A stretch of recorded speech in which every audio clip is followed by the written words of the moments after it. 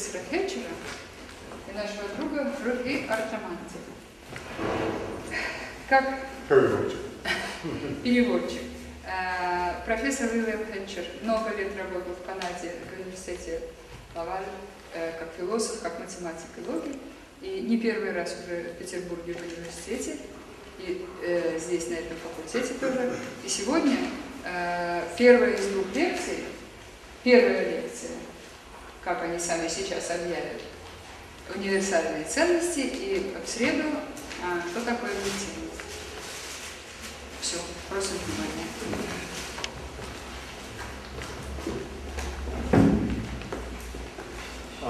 Знаете, что она есть одна из самых высоких художников в Петербурге. Без шока, без шока.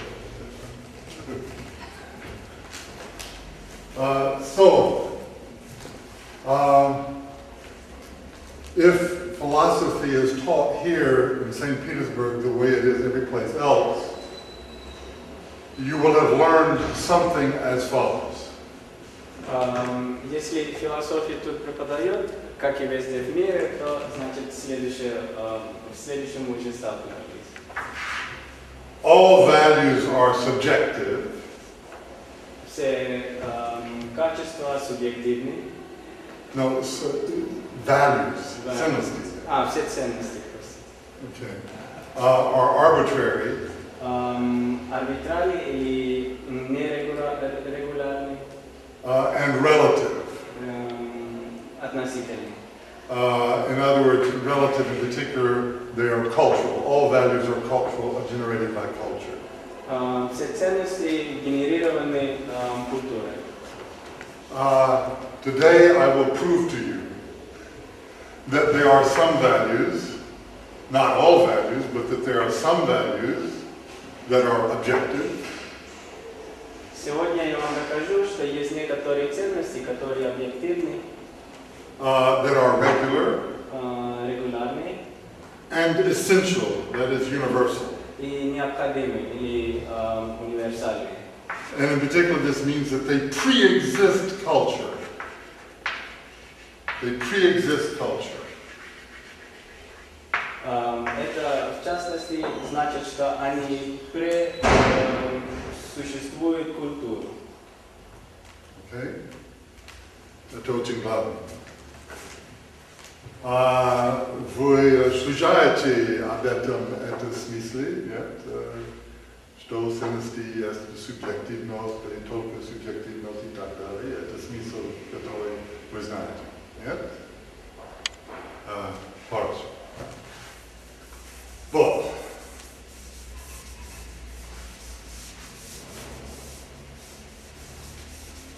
So let's start with a simple example. Давайте начнем с примера. Let's consider a baby who has just been born. Допустим, ребенок, который только что родился. The very instant. В тот же самый момент. If you put a sweet substance to his lips, such as honey, если предподнести сладкое вещество, например, мед, к его рту, he will smack his lips. He will respond positively. у него будет позитивная реакция. If you put on his lips a bitter substance like quinine, если преподнести к его рту горькие вещества, как quinine, it's what they use to make medicine for paludism. It's a bitter substance. It's a very bitter substance. Например, вот, что упомянуто было, quinine, по-английски, по-русски, вот, извините. Это лекарство для paludism. Then the child will recoil in obvious avoidance. Тогда ребенок будет отрицательно реагировать и negatively, he will recoil, right? Да, отрицательно, это значит, он наоборот будет отвергать это вещество. Now you may say, well, this is just an instinct. This is just an instinctual response. Вы можете сказать, что это всего лишь инстинкт, инстинктивный импульс. Fine. Хорошо. Хорошо. The point is, it is universal. Universal. Дело в том, что это универсально.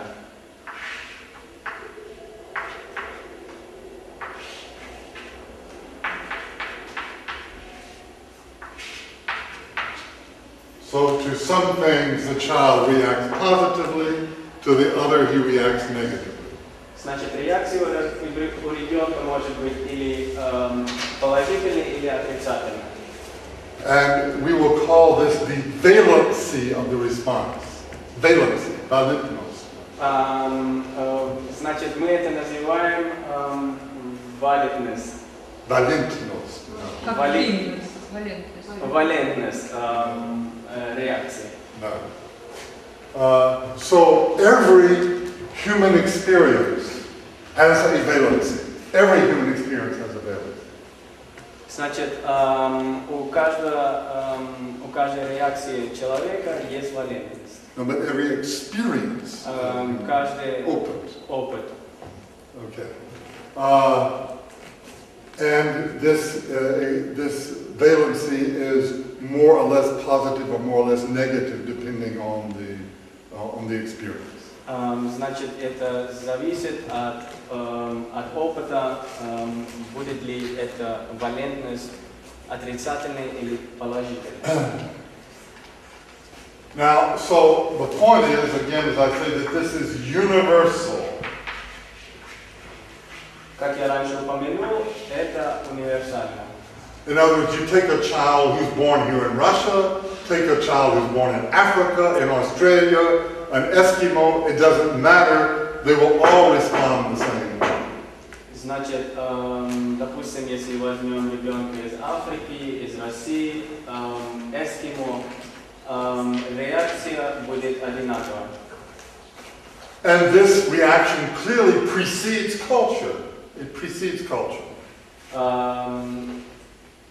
И такая реакция идет до культуры. Right. Furthermore, then, it is uniform or regular. Еще к тому, это регулярно или имеет определенный вид. Now, without getting too technical, let's try to see exactly where this valency comes from. We want to understand this in scientific terms. Давайте рассмотрим с точки зрения науки, откуда берется эта валентность. In the first place, there is the substance itself. На первом месте есть субстанция. And this substance has a certain molecular structure. И эта субстанция имеет определенный молекулярный структура. Right. And second, there is the nervous system. The human nervous system, which can distinguish between two substances, which can detect this difference in molecular structure. Во-вторых, есть нервная система человека, которая может распознавать вот эти структуры и реагировать на них. Well, and then he can distinguish. И различать. Right. So up until this point, there is no valency. There is only difference. До этого, до тех пор, значит, нет еще, существует валентность. There's only difference. Существует только разница. So this is the first point. Difference and valency are not the same thing. Значит, первое, что хотел бы замечать, это то, что разница и валентность это не одно и то же. Это не одинаково. Это не одинаково. Now, in the third stage, of course, then we have valency. We have the fact that these are experienced positively or negatively.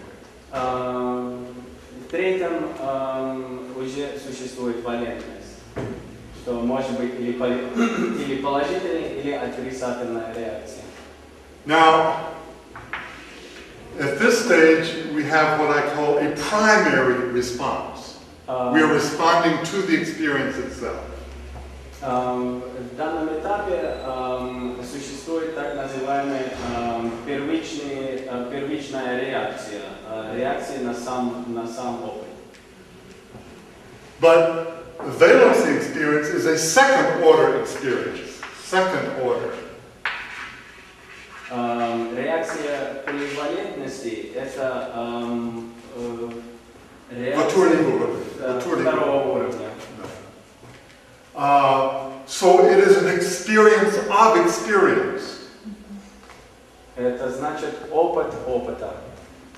It's an experience of experience because here is the primary experience, and then it is by the consequences of this experience that I evaluate the experience as positive or negative.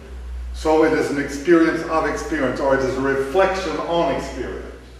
Это значит, это есть опыт опыта, потому что при первых двух пунктах идет первоначальный ответ или реакция на определенный опыт. И при третьем пункте это значит, при осмысливании идет вторая реакция. Значит, это получается тогда опыт опыта. Now, I said that these values were objective. This is because there is a structure. This is like the molecular structure, that the world has a structure which then allows for a uniform and thus universal reaction to it. So the substance reflects the structure of reality. Я говорил, что ценности имеют структуру. No, not substance. The world, realnost. Есть структура реальности. Есть структура реальности. И Каждая субстанция имеет структуру, внутреннюю структуру. Внутренняя структура это, например, молекулярная структура. Это объективно, это не вы, не я, которые сделают эту структуру. И так есть объектив. Это объективно. Это объективно, потому что это внутренняя субстанция, это внутренняя реальность. И так это три качества, о которых я говорил. Сейчас так мы можем сказать, что есть два измерения этого феномена. Два измерения этого феномена. Первое измерение есть структура, structure of reality. Okay? Структура реальности. And the second is the способность, the capacity. I mean, I can write it out in Russian, but it will take me all day. Right? I'm sorry. It is the capacity, the способность человека to detect this structure. Обнаружить. Right. So it is these two things which generate this is the objectivity, it is the regularity, and the universality lies in the fact that there is a human nature. That there is a human nature. Значит, вот эти два пункта, О которых я говорил назад. доказывают, что существует человеческая природа. Well, in other words, what is this universal capacity? Human is, of course, first of all, in the genome, in the genetic structure. Во-первых, что такое человеческая способность? Это in the human, в человеческой генетике. The part of it, on the most basic part is that. Самый первоначальный уровень это генетики. But now let's take another example.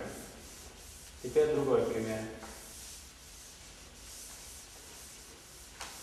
And this is a somewhat more sophisticated example. Это весьма более сложный пример. So we take the same baby. Возьмем того же ребенка. And we can observe that he will respond negatively to cruelty. Cruelty. И мы можем также наблюдать, что он отрицательно реагирует на жестокость. And he will respond positively to love and kindness. И он будет положительно реагировать на любовь и доброту. This is also universal. Это тоже универсально. And it is not just in the genetic structure, this is a psychological conscious experience that we all have. We all respond positively to kindness and negatively to cruelty. Это не только генетики, но это еще сознательный психологический ответ или реакция на то, что мы испытываем. Now, does anybody really doubt that this is the case? У кого-нибудь есть сомнения по этому поводу? But if anybody does, then we have the whole of modern psychology starting with Freud, which shows exactly this. Если кто-то сомневается, то основа современной психологии это основа Фрейда, which shows exactly that. который показывает именно это.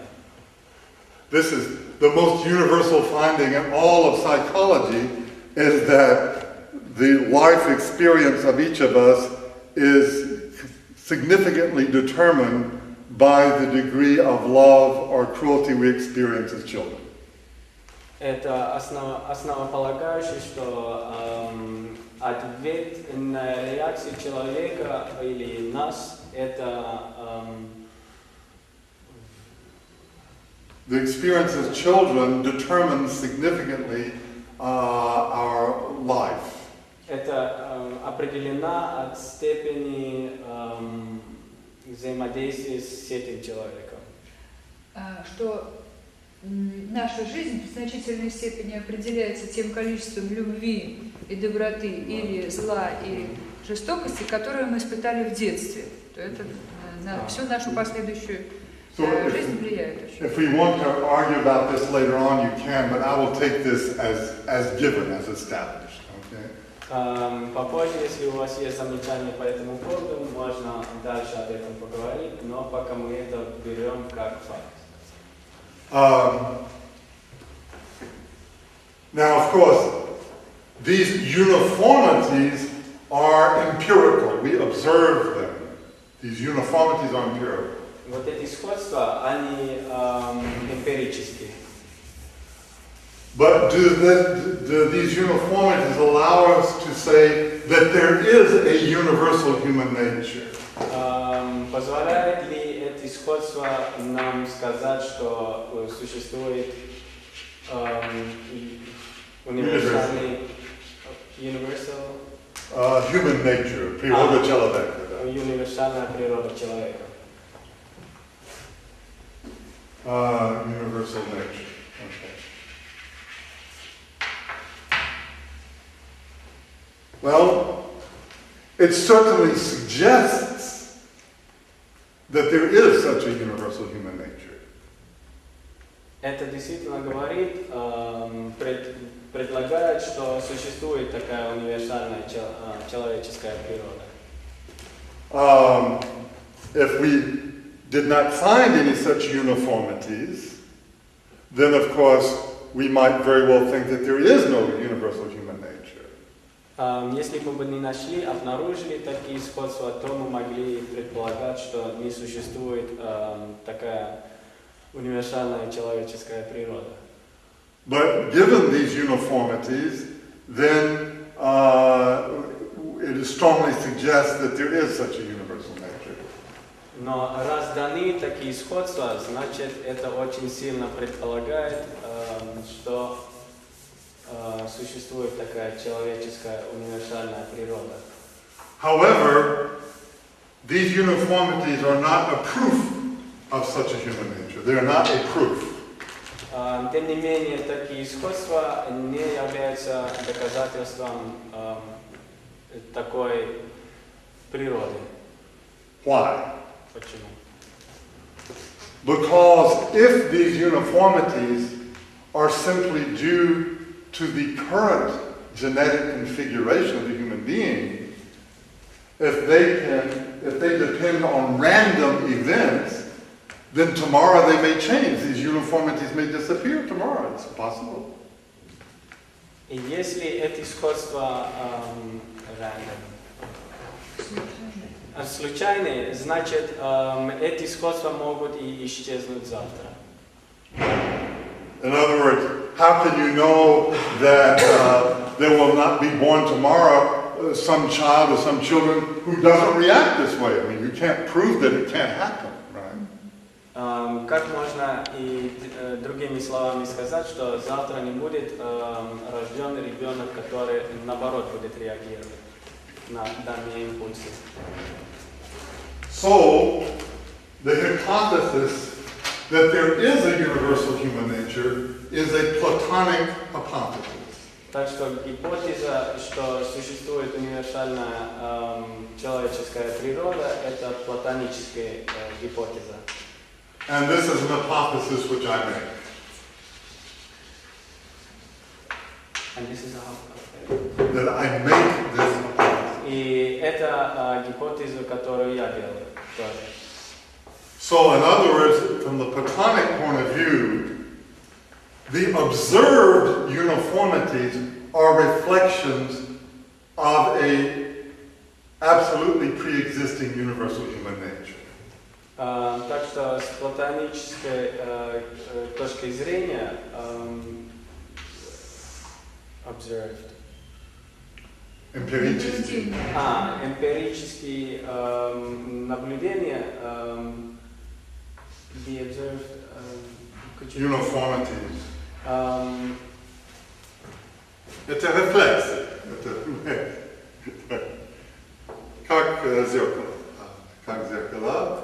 Это платонический мир, это, если вы хотите, духовный мир, это идеальный человек.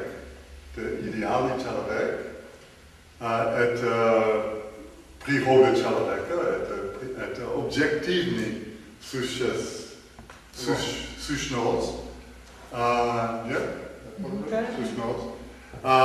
И это these uniformities then are reflections in the material world of this universal human nature. Значит, эти сходства – это отражение reflections of некой идеально существующей природы человека, и вот эти как бы отдельные, но постоянные проявления в реальности подсказывают нам, что существует таковая универсальная природа человека. Now, many philosophers are not willing to make this hypothesis, and therefore they continue to say, well, we don't really understand human nature. Right? Многие философы не хотят делать такую гипотезу и продолжают говорить, что мы не можем сказать, что существует такая универсальная человеческая природа. Now, what are the main parameters or aspects of this universal human nature? Каковы главные аспекты этой человеческой природы? For the most fundamental is consciousness. Самое основное это сознание. Самисознание. Самосознание. Сознание и самисознание. And as far as we know, the human being is the only creature who has self-consciousness. И насколько мы знаем, человек это единственное создание, которое обладает самоосознанием. Now, if you're one of those people who believe that animals have this also, I won't argue with you. I will just say that whatever consciousness animals may have, it is infinitely inferior to the consciousness that human beings have, as demonstrated by observed behavior.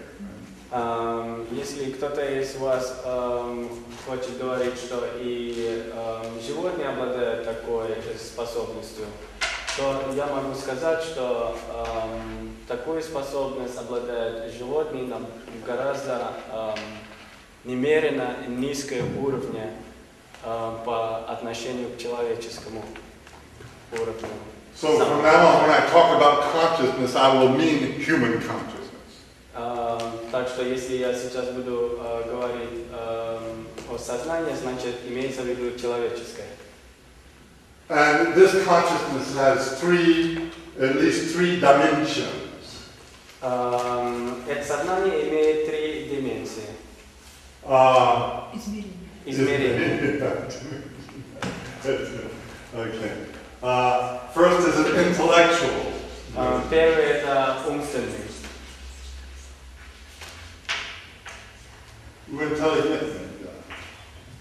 The second is an affective dimension. That is emotions, feelings. Второй это аффективный. То есть на эмоции, на чувства. And the third is a voluntary. It's the will. Третий это добровольный или сила воли.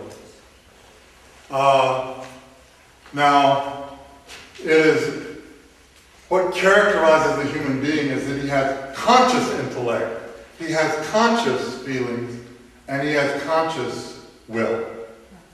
Что характеризует человека, это значит у него сознательный интеллект, сознательные чувства и сознательная воля. So, for example, a dog may feel emotions, but he is not aware that he is feeling emotions. Например, собака может испытывать чувства, но не осознает, что он испытывает эти чувства. The dog has no concept of himself. He cannot say, I am now feeling angry. У собаки нет концепции о себе. Он не может говорить, что я теперь испытываю определенные чувства. So in other words, animals share the first two levels of being able to distinguish between substances, but they do not have the third level of the conscious valency. Так что животные they share with humans. Они делятся с людьми. Первые два уровня, где они where they are aware of. Well, where they can experience substances and distinguish between the substances. Где они могут испытывать субстанции и различать их. But they do not have the third level of conscious valency, of reflecting on their own experience. Но у них нет третьего уровня сознательной валентности. So it is this capacity for conscious value choice that characterizes the human being. Так что это значит, это именно вот это и характеризует человека. This capacity for conscious choice. Способность сознательного выбора. Now, since the human being is the only creature that we know of who has this capacity, then all other values follow from these capacities. All other value choices follow from these capacities. Раз человек единственное существо, которое обладает вот этой способностью, значит все другие ценности исходят из этого.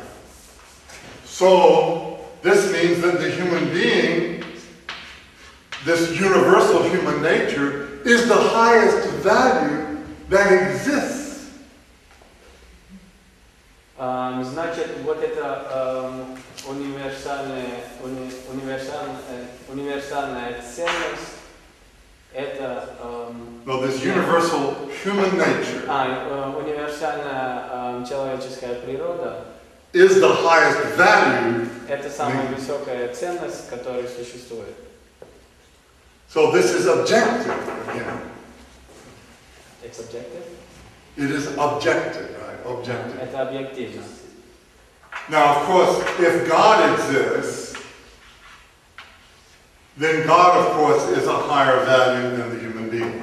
Значит, если Бог существует, Он более высокая ценность, чем человек.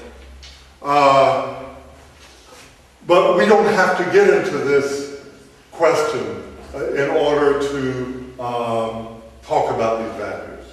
Но нам не стоит углубляться в этот вопрос, чтобы понять вот эти ценности. So I will say that the human being is the greatest value in creation, just to make it clear. Значит, я буду говорить, что человек самая высокая ценность в человеческом создании, мире творения. Right, yeah, in the creation, to exclude God. Чтобы исключить Бога. Ничего, если Бог не Бог, это не главный вопрос сейчас. Это главный вопрос, но сейчас не главный вопрос для нас сейчас. Okay, so the human being then is the greatest value in creation. He is the source of all other values. Значит, человек самая высокая ценность в природе. Он создает все ценности. Well, this is a sufficient basis for all of ethics. Это достаточная база или фундамент для Morality. Для человеческой моральности. For example, if the human being is the highest value, then the human being is more important than any idea that is produced by the human being. Значит, если человек самая высокая ценность, значит, он выше даже любой идеи, которая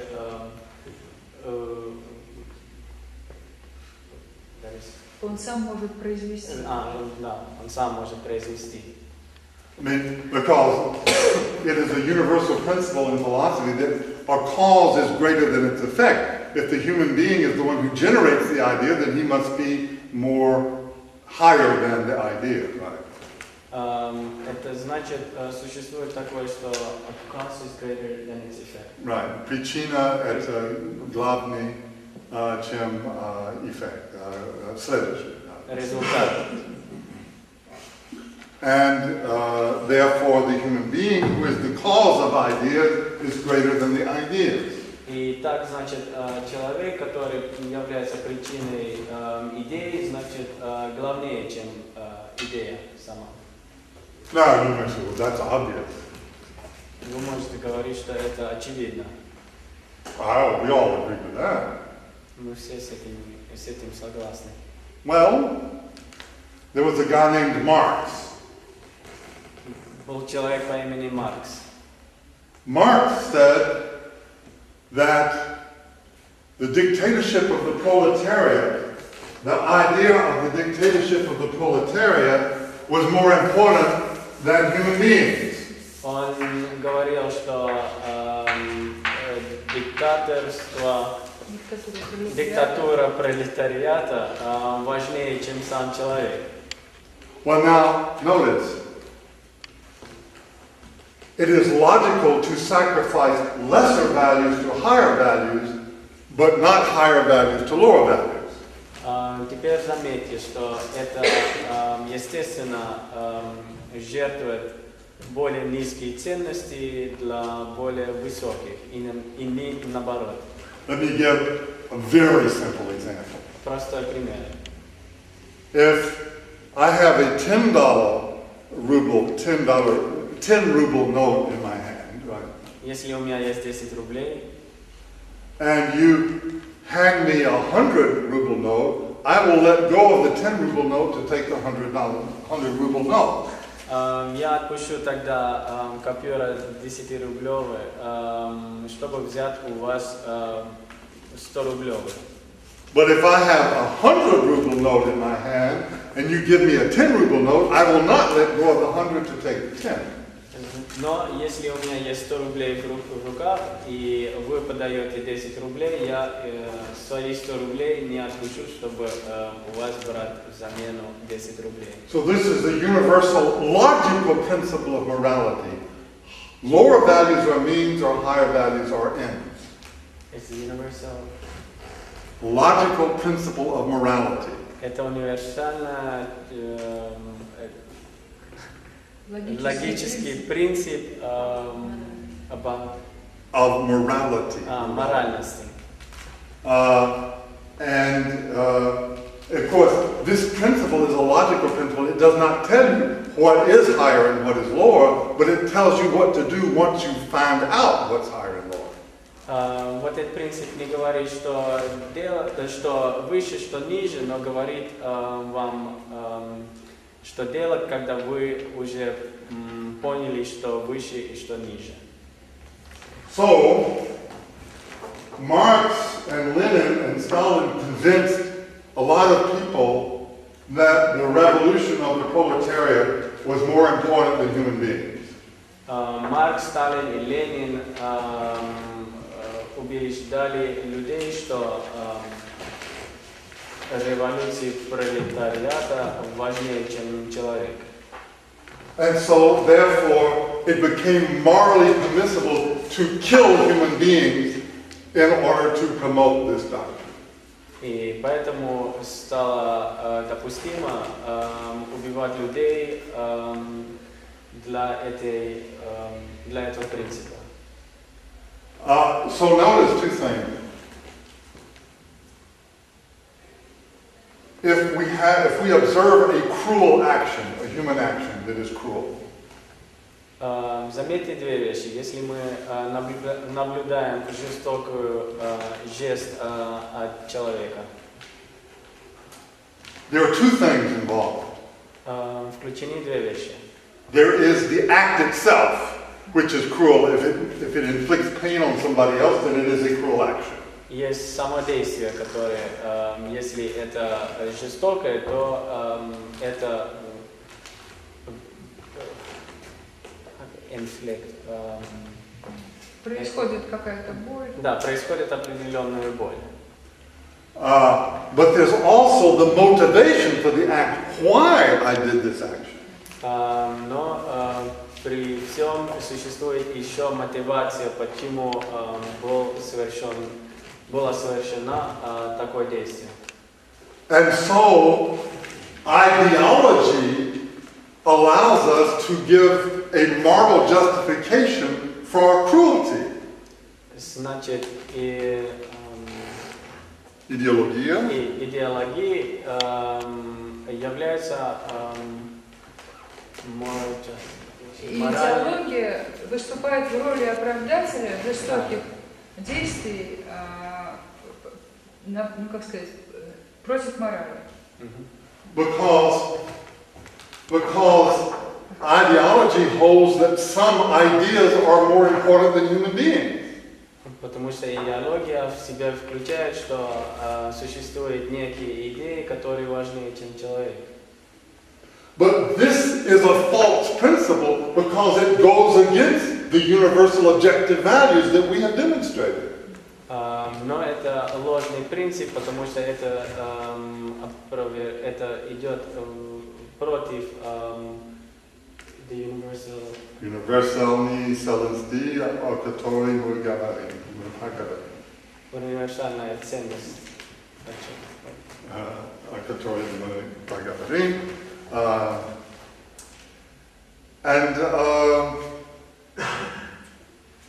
So this is, I contend that ideology is the fundamental enemy of morality. Any ideology is the fundamental enemy of morality.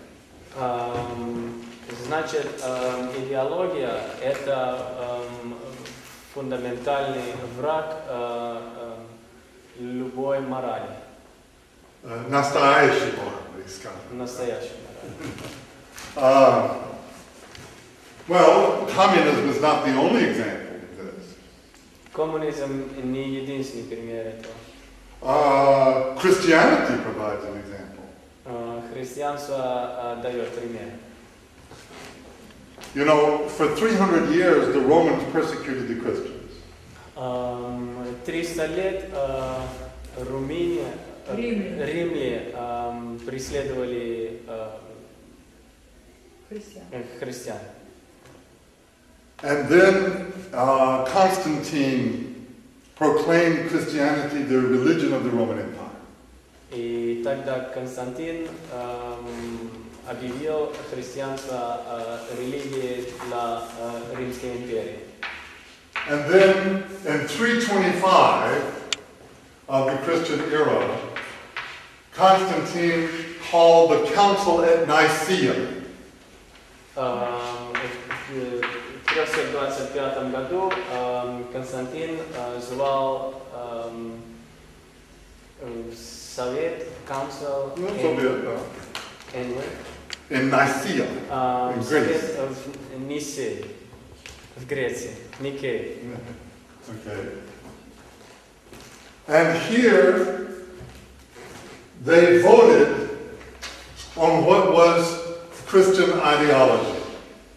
И тут они решали, что является христианской идеологией. And historians tell us that more Christians were killed by other Christians in the first generation after Nicaea than all of the Christians killed for 300 years by the Romans. И история показывает, что в первом поколении после этого совета в Никее были убиты большее количество христианства самим христианином, чем в течение первых 300 лет. By the Romans. Римской армии. Or we can look at the Inquisition. The Inquisition. Или мы можем смотреть на инквизицию. Which Dostoevsky talks about as the Brothers Karamazov. О котором Достоевский говорит в «Братьях Карамазовых».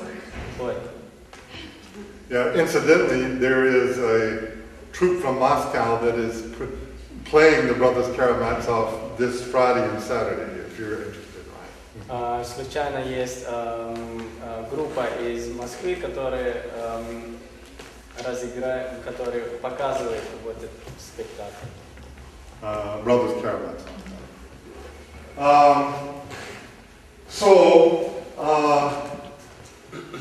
the more humanitarian an ideology, the easier it is to justify cruelty in its name. Тем более человеческая идеология, тем легче оправдать жестокость. Let me give you a simple example. Простой пример. We will agree that not everybody is equally kind, right? Some people are kinder than others. Мы можем согласиться на то, что не все люди одинаково добрые. Some people are kinder than others. Есть те, которые подобрее, чем другие. Now, okay, fine. Это просто, это несложно. And we would also agree that the world would be better if everybody were maximally kind. Значит, можно предполагать, что мир был бы лучше, если все были бы максимально добрые. Agree? Согласны? Now, I will tell you how to do this. Я вам скажу, как это делать. We will kill all the unkind people. Мы убьем всех недобрых людей. Now, that's ideology. Это идеология.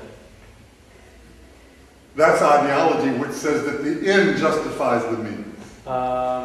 Это идеология, которая говорит, что Цель оправдывает цель средства. оправдывает средства. This is the logic of ideology. Это логика идеологии. If I told you that I know somebody who goes around killing children and raping women and burning houses, you would say he's a psychopath. He's the worst person that you could know. Если я бы тут ходил и вам рассказывал, что есть человек, который убивает детей, насилует женщин и поджигает дома, вы бы сказали, что он полный сумасшедший. But open your television. Every night you can see on the news people in camouflage fatigues in Bosnia, in Chechnya, in Iraq who are doing exactly that. And they are called heroes. Но стоит лишь включить телевизор, и вы можете каждый вечер видеть такие зрелища, где люди в униформе именно это и делают. В Боснии, например. Or Chechnya, в Чечне, or Iraq, Ирак, or Israel. в Израиле. And they are heroes. They're called heroes. И их называют героями. Okay? Это правильно или нет? Это просто. So,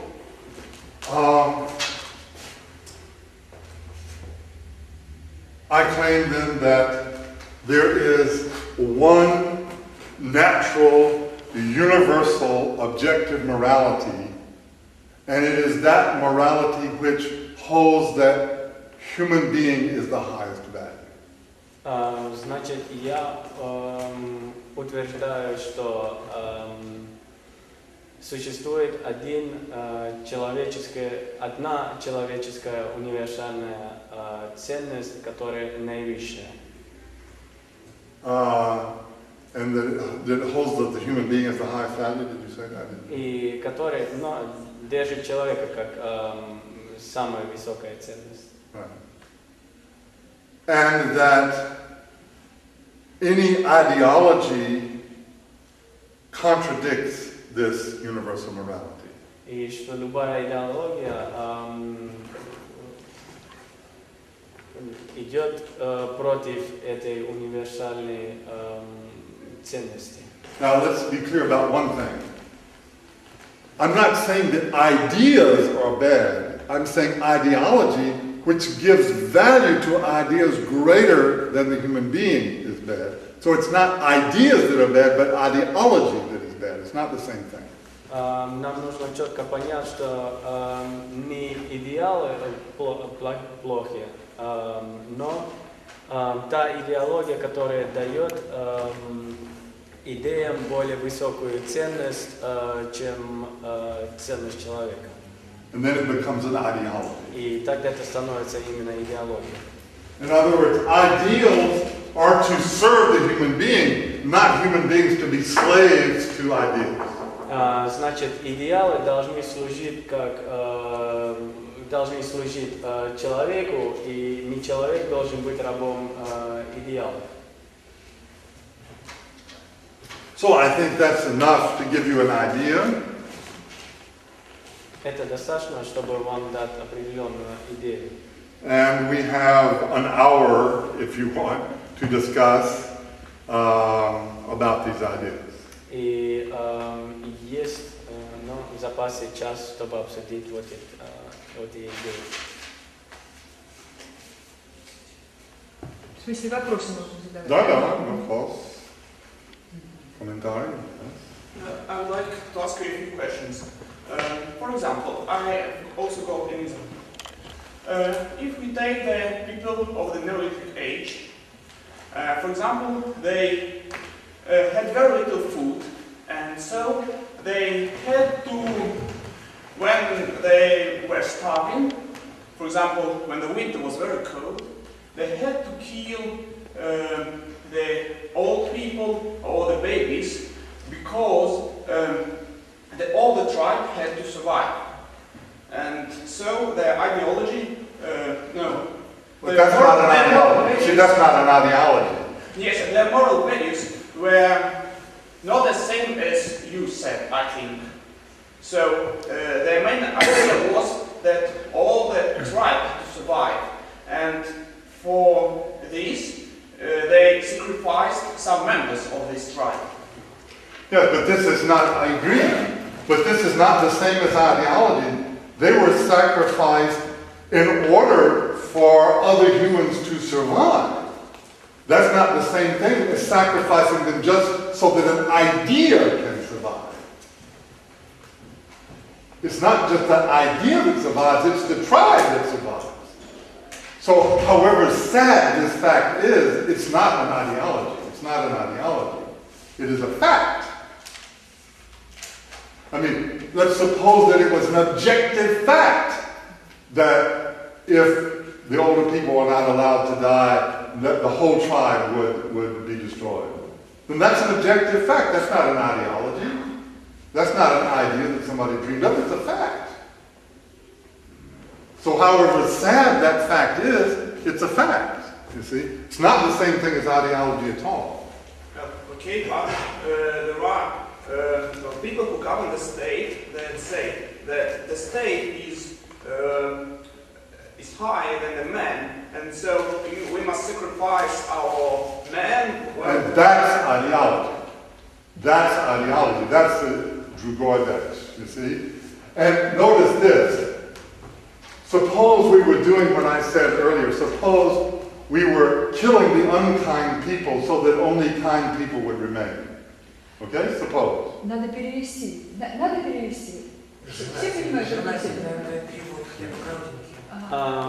Вопрос был дан о том, существуют племена, где в каких-то случаях было то, что в жертву приносили, но ради выживания. Для выживания племени в первобытных племенах существовали такие ситуации, что племя вынуждено было убить старых или детей, чтобы все племя выжило.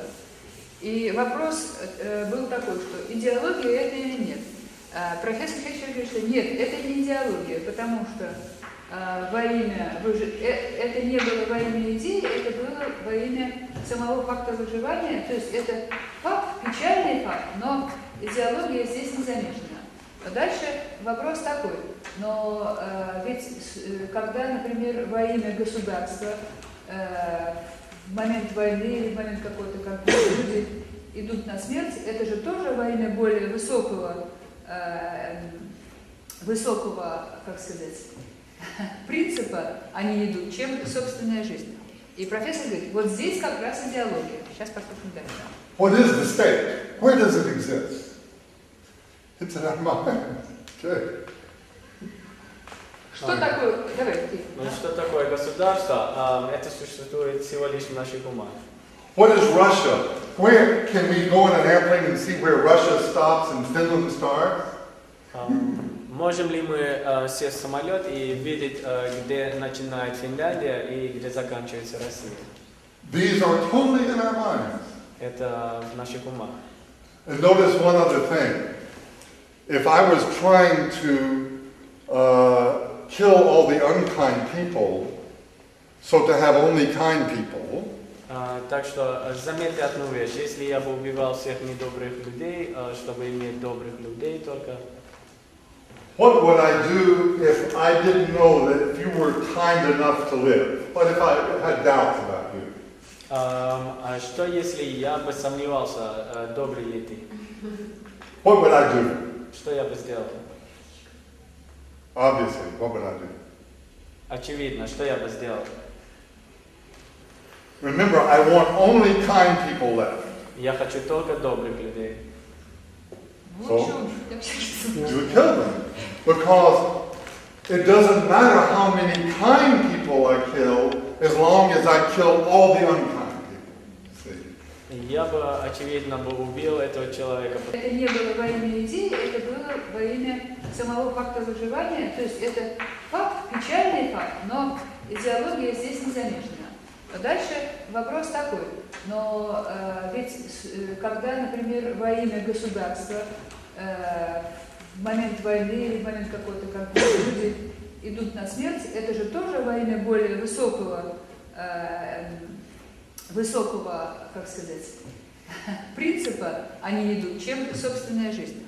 И профессор говорит, вот здесь как раз идеология. Сейчас послушаем дальше. What is the state? Where does it exist? It's in our mind. Okay. Что такое? Давай, ты. Ну, что такое государство? Это существует всего лишь в наших умах. What is Russia? Where can we go in an airplane and see where Russia stops and Finland starts? Можем ли мы сесть в самолет и видеть, где начинает Финляндия и где заканчивается Россия? These are totally in our minds. Это в наших умах. And notice one other thing.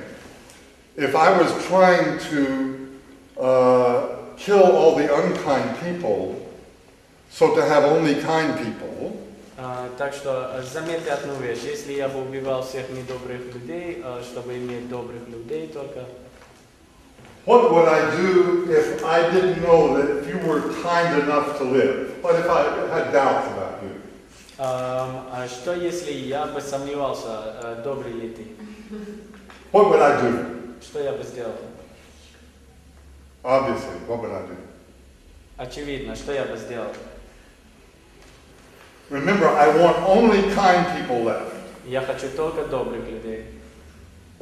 So, you would kill them. Because it doesn't matter how many kind people I kill, as long as I kill all the unkind people. See? Я бы, очевидно, бы убил этого человека, потому что не важно, сколько недобрых людей я бы убил при этом. Главное, чтобы остались только добрые.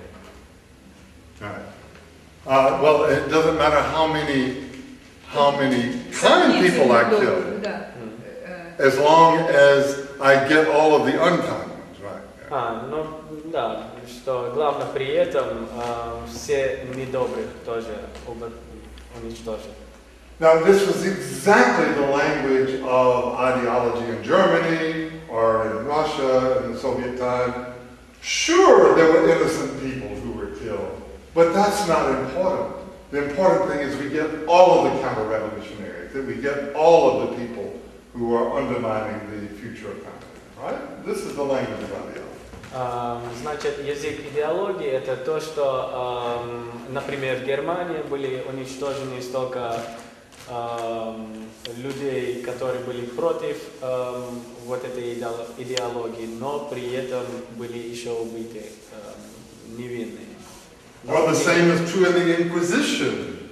There were many cases where people were burned, were killed, and they said, I don't even know what it is that I believe or don't believe. Tell me what to believe and I'll believe it. И также при инквизиции, что столько зажгли людей, главное, что as long as There were people who said, I don't even know what I believe, I don't even know what it is that I believe that is against orthodoxy. I don't even know what I believe. Tell me what to believe. Были люди, которые говорили, что не знают, во что верят, или во что они верят, которое является противоположным данной идее, или да. Так что дайте просто, покажите, во что верите. And the inquisitor would say, what? That's it? You don't know what to believe, and so you are endangered, right? И вот говорили при этом, что вот именно это и является опасностью, что вы не знаете, во что верите. So, remember in the Soviet system, the interrogators would always say, the person has to recognize himself what he did wrong. We can't tell him what he did wrong. Interrogators. The interrogators, right? Люди, которые вели опросы, говорили, что человек должен сам обнаружить в себе, что нехорошо. What he has done. Что он сделал. We can't tell him. Мы не можем ему подсказать. So you see, okay, well that's not good. Okay, but so there's also another point. Есть другая сторона. So if a man is the most important thing, человек это самая важная вещь, then isn't it a principle of anarchy? That's a principle of anarchy. I don't see why, but I'm willing to be shown. Why is that a principle of anarchy? Well, because the anarchists say that there must be no state, there must be no ideology. Well, but that's not the same as saying there should be no order, no social order. The state and an ideology is not the same thing as a social order. Okay? But from where can we take the social order? It's also only in our minds, the social order. That's true. It has structural principles. The social order is individuals plus structure. Sure, you have to have structure. You have to have structure. You have to have institutions. You have to have roles. So when we play roles, the relationships are not strictly individual. If I'm a doctor and you are sick and you're a patient, then we may or may not have a personal relationship, but I play a role in your life. This is part of the structure of society. There's no anarchy. Сейчас надо перевести. Да. Значит, вопрос был, что не приведет ли вот такое, когда мы ставим во главу угла универсальные человеческие ценности, как сам человек, не приведет ли это к анархии. Но мнение профессора такое, что к анархии это вряд ли приведет, потому что государство и вообще порядок, организация в обществе необходимая. Вопрос такой, что идеология и государство, правильно ваш вопрос понимаю, что обычно государство и идеология идут вместе. Но профессор говорит, что это вовсе не обязательно так уж вместе. Не обязательно. Потому что, и последний пример, он говорит, что общество обязательно должно быть структурировано, чтобы был порядок и существовали социальные роли. Например, если вы пациент, а я доктор, даже несмотря на то, что мы не знакомы, но мы принимаем эти социальные роли. И врач идет и лечит этого пациента, потому что это уже упорядочено, так сказать, первоначально, свободный перевод я тут, в общем, смысл такой. Now, of course, Порядок задан. you can't have a structure that is going to keep selfish people in power, which is what political power wants, of course. Значит, нельзя иметь структуру, которая будет поддерживать эгоистических людей, но это именно то, что сейчас государство и хочет.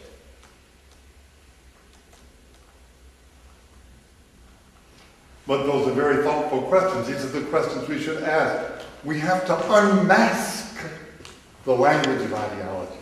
We have to unmask the language of ideology. Это были очень хорошо продуманные вопросы, и мы должны отмаскировать, как это, маску снять, да, идеологии. The language of ideology. The language of ideology. Язык, но мы должны вот именно распознать язык идеологии.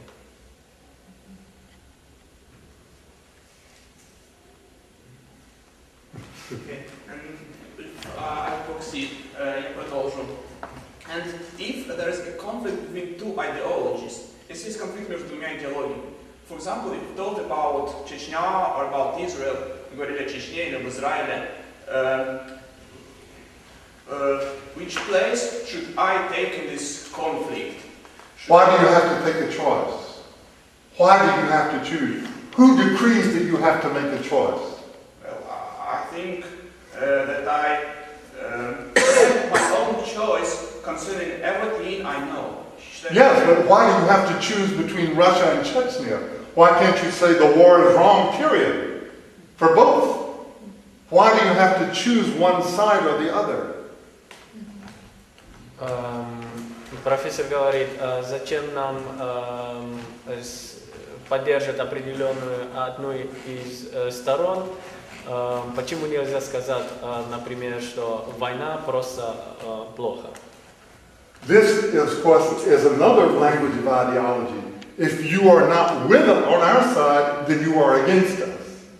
Это еще другой язык идеологии, где говорится, что если вы не с нами, значит вы против. That's exactly what Bush said before the Iraq War. Exactly what he said. Это именно то, что Буш говорил до войны в Ираке. But see, you don't have to accept this bargain. You can say, I don't choose one side or the other. Но мы можем не принимать эту сделку. Мы можем сказать, что я не буду поддерживать ту или иную сторону. This takes moral courage. Это потребует моральную храбрость. Мужество. And notice, for example, the really great Russian dissidents, like Sakharov, for example, whose statue is up there, right? Давайте возьмем, например, Сахаров, чей монумент там стоит. And the other important Russian dissidents, right? И другие важные русские диссиденты. They did not take a position against Russia, their country, nor for Russia. Neither one. They didn't take a position for the West or against the West. Они не брали они не поддерживали определенную сторону за или против России или за или против Запада. They said the danger for humanity with the nuclear arms is wrong for everybody, and we must do what we can to stop this. Они говорили, что в общем опасность ядерных оружий это опасно для всего человечества, и мы должны что-то против этого сделать. This is a language that is moral and not ideological. Это язык, который является моралью и не идеологией. And of course, what can often happen is that you are persecuted by both sides. И что может произойти, это то, что вы будете преследованы обеими сторонами. So at some point, every one of us has to decide in our life, do we want to be morally autonomous, or do we want to just follow different ideologies because it's easier? and thinking. Так что, значит, каждый человек должен решить для себя в своей жизни, хотим ли мы быть морально автономными или просто идти за определенными идеологиями.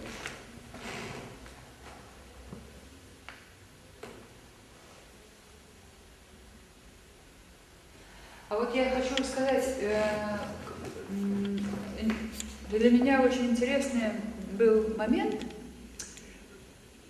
понимания, что вот почему действительно эти ценности универсальные. Потому что они, вот мы сейчас сбились на разговоры о государствах, о странах, об идеологии, о крупных вещах. Но с другой стороны, эти вещи верны как для отдельной личности, так и для любого масштаба. И мне кажется, это подтверждает истинность каких-то вещей, что они не то, что вот для одного случая одни правила, а для другого случая другие. Например, каждый может сказать, что там хвастаться плохо, да? А мы не любим человека, который хвастается. Но также мы не любим, почему-то мы принимаем, когда одна страна начинает очень хвастаться и так сказать, кичиться своим богатством. Или мы не любим, когда человек подчеркивает свои несчастья, да, там все время говорит, ой, какой я бедный, я несчастный, я нуждаюсь в помощи. Но почему же мы приемлем такие вещи для крупного масштаба, для государств? И мне вот кажется, что мы в своей жизни, именно опираясь на вот эту единственную, действительно объективную ценность, человеческую жизнь, человеческую душу, мы можем как-то избегать вот этих впадений в некрасивые какие-то крайности. Вот. Я даже помню, что первый раз, когда я старше всех вас, наверное, и первый раз, когда я подумала, что что-то у нас с идеологией советской, не слава богу, я думаю, как хвастаются по радио? Почему так хвастаются? Ведь хвастаться нехорошо. Well, and we have to realize that also all of the talk in the West about democracy and human rights is just another ideology. Democracy and human rights is not an ideology, but the way they talk about it is an ideology. Мы должны осознать, что демократия... Но язык, разговор о демократии и human rights. И человеческие права это именно в идеологическом манере. Вот, это и есть идеология. Нет, подожди, не совсем то. Причем, сами человеческие права и демократия – это объективные ценности. Но вот эти разговоры на Западе и шум вокруг этого, и постоянное подчеркивание, преувеличение этого – это уже идеология. Вот так я понимаю. I'll put a dilemma. For example, you had a choice, если у вас есть выбор between a human's life, между человеческой жизнью, and, for example, between the pyramids of Egypt, между пирамидами Египта. What would you choose? I would choose the human life, unhesitatingly. Who gives a damn about the pyramids?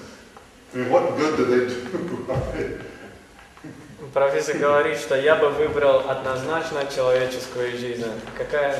Какое нам дело до египетских пирамид?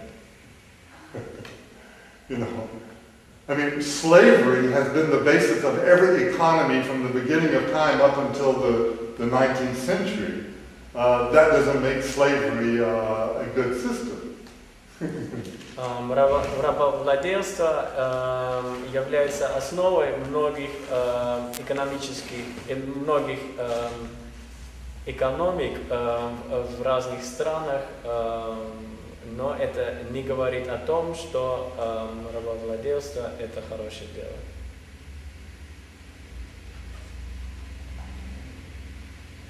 Но мне кажется, в жизни так редко бывает, так вот в жизни редко предлагают такой вот уж прямой пример, что культура или человек. Обычно в жизни это гораздо все сложнее, и можно найти какие-то выходы. Истинная культура есть человечество. Почему не выбор, не надо выбор между культурой и человечеством.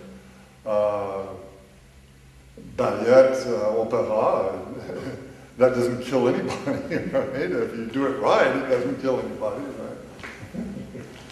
Or writing books doesn't kill anybody, right? Это никого не убивает. Это писать книги тоже не во вред. It's actions that kill people. Это действия, которые уничтожают людей. Now, I can put you a much sharper dilemma than the one you put to me. Я могу предлагать более острую дилемму. Suppose that I'm living in Hitler's Germany. Let's just suppose. Допустим, я в Германии при Гитлере. And suppose that you are a Jew. И допустим, что вы еврей. And the Nazi, the SS, comes and they tell me, you must kill this Jew or we will kill you. И нацисты приходят ко мне и говорят, ты должен убивать этого еврея, или мы тебя убьем. Furthermore, дальше, if you don't kill this person, we will kill that person first so that you see, and then we will kill you. И еще к тому, что если ты не убьешь этого человека, значит мы сначала этого человека убьем и потом тебя. So you will see that your moral courage didn't save anybody. Так что, чтобы вы увидели, что ваше моральное мужество не спасло никого. What do? Unhesitatingly, you refuse. Что ты тогда делаешь? Несомнительно, ты отказываешься. Because you see, you're not responsible for the choices they make. If they choose to kill this person, that's not your choice. You're not responsible for that choice. Потому что это не ваша моральная ответственность поступка убиения этого человека. Они будут отвечать за этот поступок. So, furthermore, you see that at every moment, both the physical self and the moral self exist. The physical self and the moral self. А что значит, ты откажешься? Что откажешься? Убить этого человека. Ага. И согласишься, что тебя убьют? Yeah, sure. Absolutely. And I'm going to explain what this means. And without any hesitation. В каждом данном моменте мы можем видеть, что параллельно существует мораль и физическая сторона человека. The moral self, the Sibya Mohammed Sibya, is the one that has these capacities and which makes choices, which has these capacities that others do. Моральное я человека имеет способности, чтобы делать решения. And the physical self is, of course, just the vehicle of the moral self. И физическая сторона это и есть инструмент морального я. So, the dilemma poses the following dilemma. Do I preserve the physical self or the moral self? Which do I preserve? Дилемма включает в себя, что мне сохранить, или физическую сторону, или моральную. Because you see, as soon as you commit an act that you judge to be wrong, you are no longer the same person.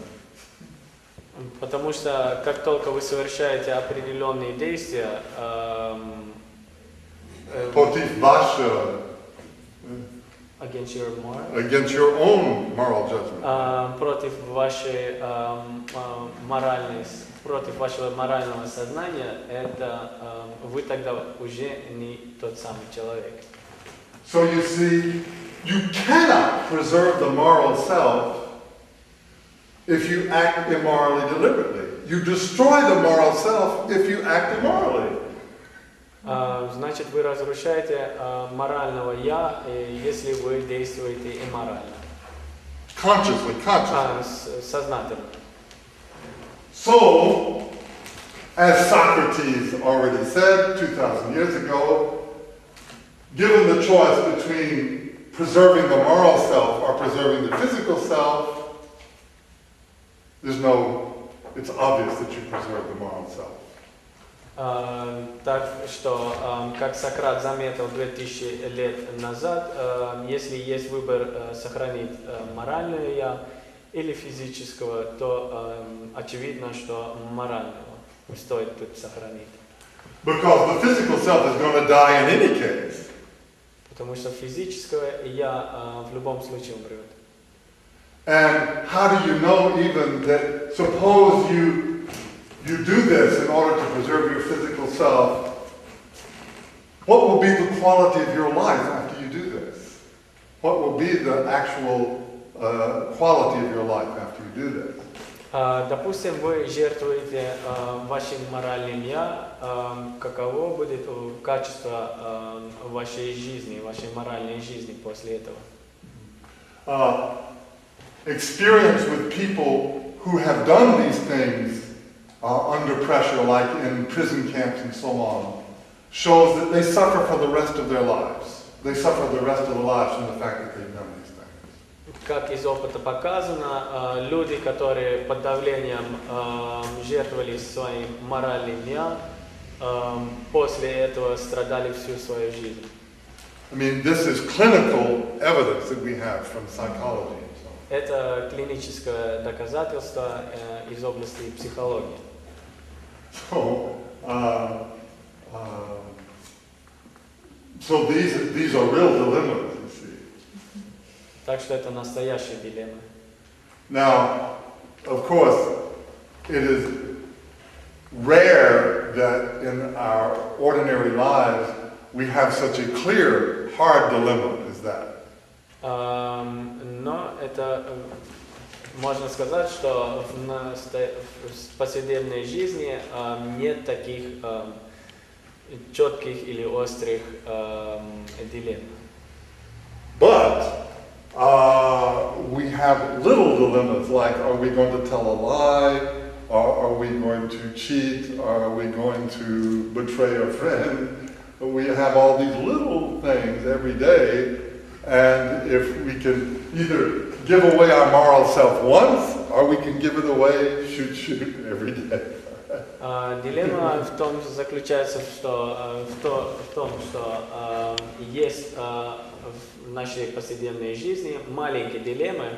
Например, будем мы лгать или обманывать, или предать друга. Так что у нас выбор есть сейчас, или будем мы жертвовать своим моральным я одним большим шагом или маленькими шагами. Very well translated. Thank you. So, a global question. If there's an ideology, then why they are so Attractive. Why they're so attractive? Because they say, what is the sense of life? Why do we live here? What do we live for? Зачем мы живем? And if following your mind, the most important value is the human life, then what? Therefore, the meaning of life is to serve this value. The meaning of life is to serve other human beings. It is service. Okay. That is the meaning, is to honor this value. to serve other human beings. Так что, у вас вопрос был прозвучен полностью по-русски? Ну да, в случае, каков случай смысл жизни, если не в идеологическом смысле, если главное это человеческая жизнь? И ответ профессора был, что главная цель человека это служить этой ценности. Другим человеческим существам.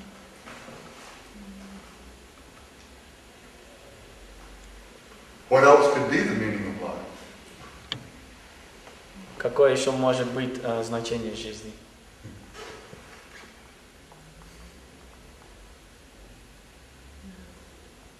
You see,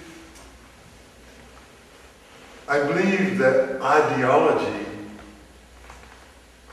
has been a defense mechanism against universal morality. It has been a contrived way that the human being has avoided the moral imperative. Профессор говорит, что идеология это система защиты людей против вот этой человеческой ценности. Универсальной. You see, because it's much easier to believe in ideology than it is to serve other human beings. В том смысле защита, что чтобы избегать отвечать на эту прямую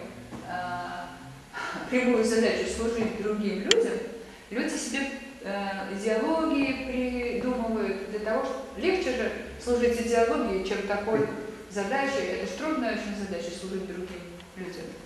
Look at Jesus, Christianity. Jesus does not teach any ideology.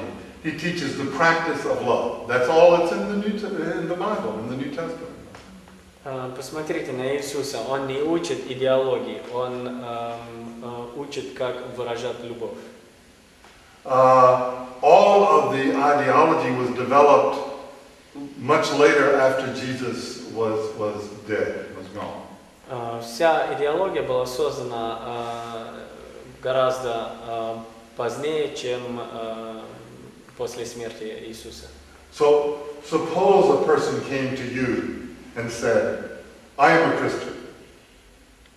Допустим, человек подходит к вам и говорит, что я христианин. I believe in Jesus Christ, that He is the Son of God. Я верю в Иисуса Христа, что Он Сын Бога. That He was killed and raised from the dead. Что Он был убит и воскрес. That He was born of a virgin. Что Он родился от девы. И так далее, и так далее. So, do you believe Him? Sure. Значит, вы Его верите? Конечно.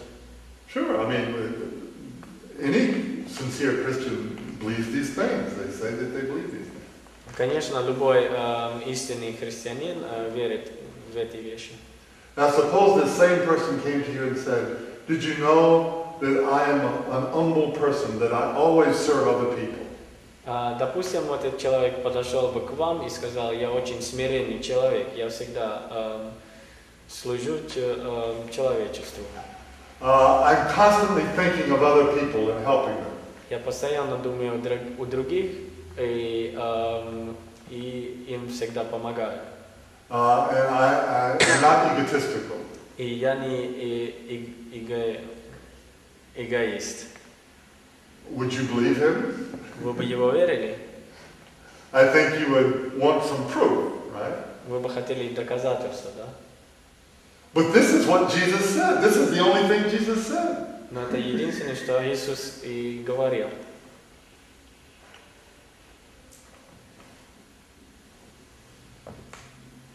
У меня вопрос. Ну вот, когда вот вы говорите, что служить людям, но вот что конкретно вы имеете в виду? Вот как существуют какие-то специальные способы служить людям? Или вот что вы имеете в виду, когда говорите это? Well, everything. Everything. In other words,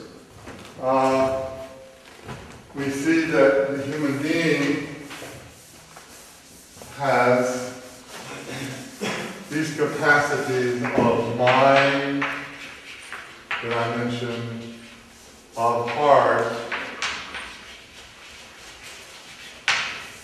and of will. Right? So maybe. Имеется в виду все. Мы видим, что у человека есть способности ума или разума, сердца и воли. Now, to serve other people is simply to use these capacities to help other people develop their capacities rather than to use these capacities to gain power over them. И значит, человек, To lift up other people. значит, человек должен использовать вот эти способности, чтобы помочь другим развить эти способности, и не наоборот, чтобы превышать себя над другими, используя эти способности. And so it's a very creative process. Это очень творческий процесс. So it means that you love other people, Это значит, что вы любите друг друга, that you act in such a way as to help them. If they're in need, you help them. это значит, что вы помогаете им, если они в этом нуждаются. And you use your mind to develop abilities that can help other people, such as becoming a doctor or such as studying philosophy, if you do this in order to help other people. И вы используете свой разум, свой ум, чтобы помочь другим людям развиваться. Например, вы им помогаете стать врачами или психологами, философами. In other words, it can be both indirectly and directly. Well, they don't exclude each other, right? Значит, другими словами, это может быть посредственно и непосредственно. One doesn't Они не exclude the other. исключают друг друга.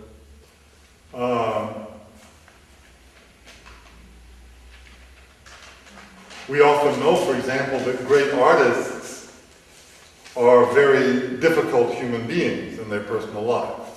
Мы знаем, что великие артисты или художники очень сложные личности в своей личной жизни. Часто, не обязательно, но это часто. So, this doesn't detract from their art, but if they were also good human beings as well as good artists, this would be better, right? One doesn't exclude the other. Right? Это не detract, как это по-русски.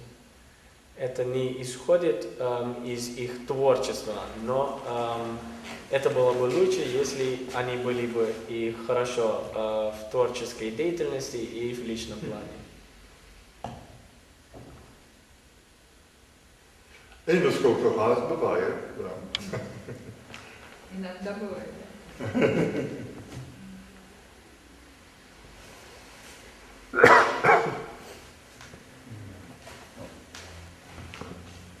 Well, maybe we should end, I don't know. Ну, может быть, уже закончим тогда? Okay. Если нет вопросов. Было интересно или нет? Спасибо. Okay. В среду еще будет... Ask if they're coming next time, because I can give them this, the more I can give now, the less I'll have to carry next time. Если вы придете в следующий раз, профессор может выдать вам свои книги и ну, вот. Yeah, I've already given them this book. Это другая книжечка.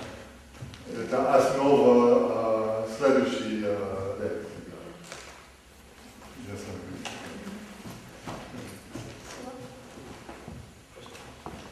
Это больше технический философии.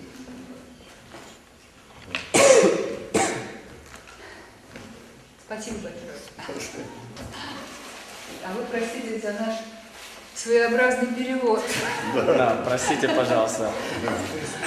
Значит, в следующий раз, как написано в аншлаге, в среду. Да, в среду здесь же. Тоже так. Тоже то. Приглашайте, если кто. И ваши друзья. Спасибо большое. Чего? Вам спасибо.